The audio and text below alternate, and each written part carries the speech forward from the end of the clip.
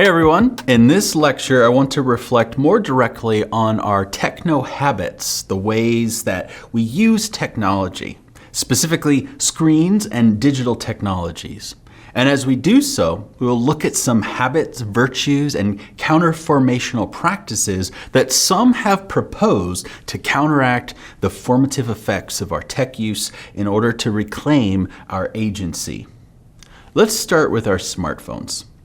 Michael Harris, in his book, The End of Absence, Reclaiming What We've Lost in a World of Constant Connection, describes an experience that many of us will undoubtedly relate to. As he says, some of my friends literally sleep with their phones and check their email before rolling out of bed, as though the machine were a lover that demands a good morning kiss. Indeed, for many of us, our phones are the last things we see before we go to bed and the first things we see when we wake up.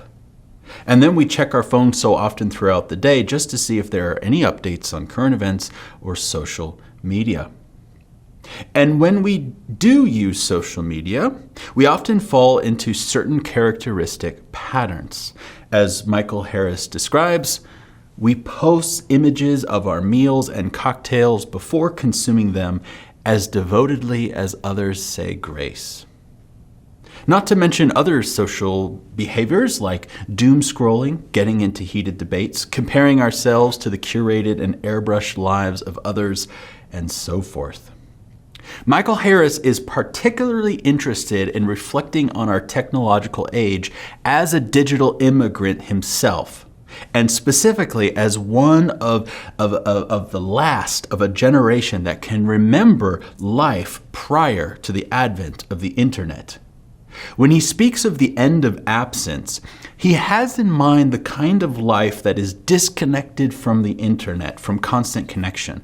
It is the end of what he would call constructive boredom, daydreaming, contemplation, solitude, etc. It's these things that he hopes to provoke in his readers. As he says, since our children are privy to a superabundance of media, he contends we now need to proactively engineer moments of absence for them.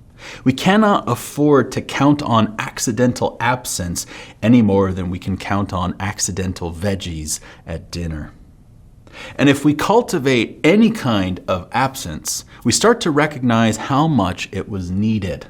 It's the break, Harris says, that is the questioning, that snaps us out of the spell, that convinces us that it was a spell in the first place. And Harris has something insightful to say to those who are perhaps a bit reticent.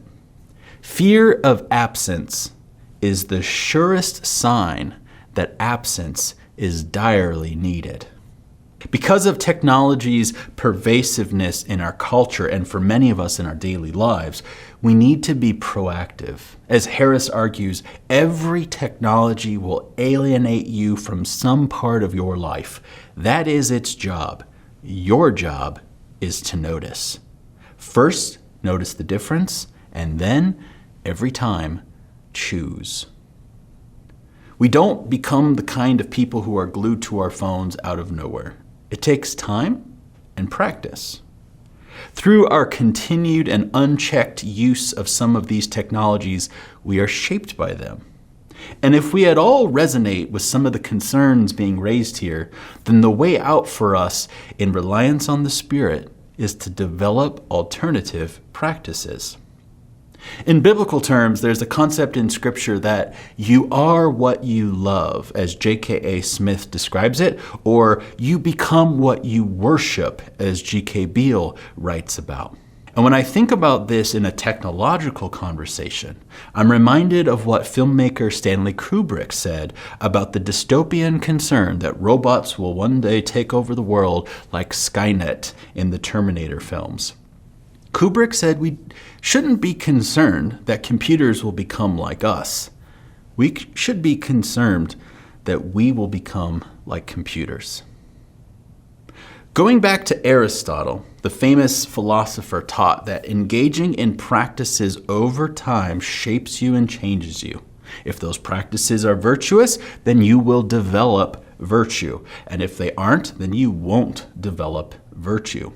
In other words, as the adage goes, practice makes perfect. And Aristotle contends that that's true for developing any skill or capacity, not least virtue. That principle then raises a question for us. What virtues do we particularly need in our technological age?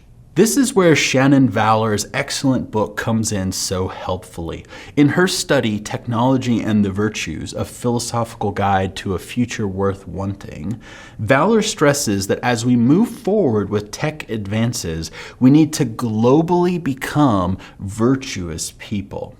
She intentionally draws upon the virtue ethic of Aristotle and others because virtue ethics are adaptive and flexible. They don't necessarily prescribe particular rules or actions, which she contends is precisely what is needed in a world that is ever-changing in the light of new tech. Virtue ethics involve specific moral traits and capacities that humans can actively cultivate in themselves. A virtue, as she defines it, is excellence in practical reasoning. The much-needed virtues for our tech age are what she calls techno-moral virtues. She is concerned that technological progress could lead to problems unless we advance morally in step with theological advancement. Techno-moral virtues, Valor contends, are new alignments of our existing moral capacities. In other words, they're not brand new virtues. As she states elsewhere, quote, "Whatever virtues of character are most likely to increase our chances of flourishing together in these conditions, we shall call the techno-moral virtues." And the 12 techno-moral virtues that she proposes are the following: honesty, self-control, humility, justice, courage, empathy, care, civility, flexibility, perspective, magnanimity, and techno-moral wisdom. As Valor explains, it is difficult for us to assess our condition properly and to think through the kinds of virtues that we might need in our tech age because of what she calls our acute technological opacity. This refers to our growing technosocial blindness. And thus all the more reason to interrogate our tech use and give attention to developing such virtues like the 12 that she prescribes. If any of this talk about adaptive and flexible virtue ethics sounds a bit loose, consider how AntiRight incorporates the adaptive characteristic of virtue ethics into his understanding of the Christian life in our modern era. He has this fantastic metaphor of the Christian life as taking place within a 5-act drama, sort of like a Shakespearean play. The 5 acts are the basic storyline of Scripture, and they include creation, the fall, Israel, Jesus, and the church. Christians live in that 5th and final act, and according to this dramatic metaphor, that final act has not yet ended. What are actors on a stage meant to do in such a scenario? Well, improvise. But improv doesn't mean do whatever you want. We know bad improv when we see it. Consider that episode of The Office when Michael Scott was taking improv classes and continuously enters the scene set by his acting coach and fellow classmates, brandishing a gun, and changes the stories into something they were never meant to be. That helps us to think about what faithful improv ought to look like by contrast. We should live in light of where the story has been and in light of where the story is going. If it's consistent with the story we've been placed in, we can reflect wisely on what we ought to do in certain situations, especially those that the biblical material does not directly anticipate. With this supplement, then, of the ethical guidance from the Christian story itself, I find Valor's call for technomoral virtues to be absolutely spot on. Recalling our conversation from last week, Valor herself is more of an instrumentalist in her approach to technology, and so her suggestions stem from that broader perspective. We now turn to look at practical suggestions that come from someone who is a determinist, Jacob Schatzer. In his book on transhumanism, Schatzer is particularly focused on developing practices that will keep us from becoming the kind of people who might welcome transhumanist developments. Although his focus is on transhumanism, which is a topic we'll explore in week 4, about how technological solutions might be provided to provide a transcendence of death, among other things, his advice is more broadly applicable than that. Schatzer is not a Luddite, and he is not calling for a rejection of technology wholesale. Rather, his intention is to promote practices that help us become aware and able to combat, quote, the negative formative influences of some technologies without simply rejecting the particular technology, close quote. In other words, the goal is not abstinence, but awareness. In reality, Schatzer contends, all of us must use careful discernment in understanding what good goals particular technologies help us pursue. If we are not careful, we will find ourselves convinced of the goals that the technologies themselves tend toward, the goals they attempt to make our defaults. The counterformational practices that Schatzer calls for include the following: things like storytelling, becoming a good neighbor, planting gardens, gathering around the table, and becoming childlike, each of which he develops at length, in which he contends will help to ground us and focus us on what's right in front of us. I wonder, too, in light of the suggestions that we've seen from Harris and Valor and Schatzer, how might the classic spiritual disciplines speak into our tech use? Towards that end, I've modified a few of the sort of spiritual disciplines that you might see in Foster's classic book, and I've given them a uniquely technological upgrade. And as you undertake these practices and as you reflect on them and choose which ones to implement next, I think that what might be helpful is to identify your own personal tendency. Where have you found yourself struggling in the past? Or what have you often wished was different about your tech use? If you've identified such uses, maybe one of those proposed disciplines might relate to that, and you might want to focus on those. If we're honest, many of us recognize the potential for thoughts and actions on technologies like social media that we're not proud of. Sometimes we may even show evidence of the well-known 7 deadly sins as we casually check our phones, those being lust, sloth, gluttony, greed, envy, pride, wrath.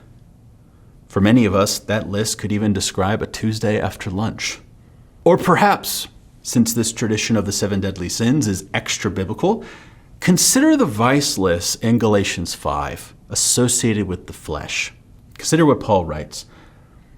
The acts of the flesh are obvious: sexual immorality, impurity, and debauchery, idolatry and witchcraft, hatred, discord, jealousy, fits of rage, selfish ambition, dissensions, factions, and envy, drunkenness, orgies, and the like. Notice the central focus on divisive behaviors in this list. Now, historically, I think the reason for this emphasis is because the vice list seems to be tailored to the conflict in Galatia. Paul seems to have crafted this list to highlight problems in the Galatian community as Gentiles are wrestling with the question of circumcision. Paul was writing about a very specific historical problem in Galatians. But when we look at that list of the works of the flesh today, they certainly relate all too often to much of our modern tech use, especially social media. There's so much division and nastiness, right? And that's obviously not part of what the Spirit wants to produce in our lives. Look at the list of the fruit of the Spirit that directly follows from this list of the works of the flesh in Galatians 5.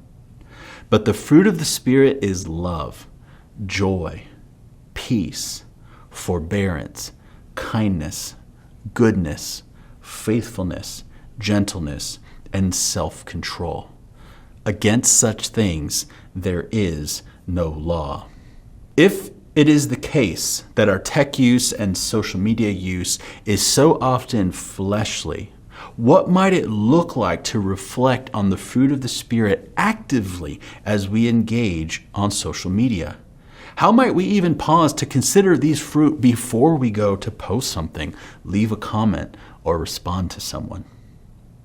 However we want to think about this broader issue of developing habits and practices and virtues to reclaim our agency and to ensure that our tech use is Spirit-filled and Christ-like, it is undoubtedly the case that we need to press into this space reflectively and for many of us repentantly, acknowledging that there's a lot of room for personal growth in these areas. And that is my prayer for us this week as we continue to think through what our discipleship to Christ ought to look like in our technological age. Cheers.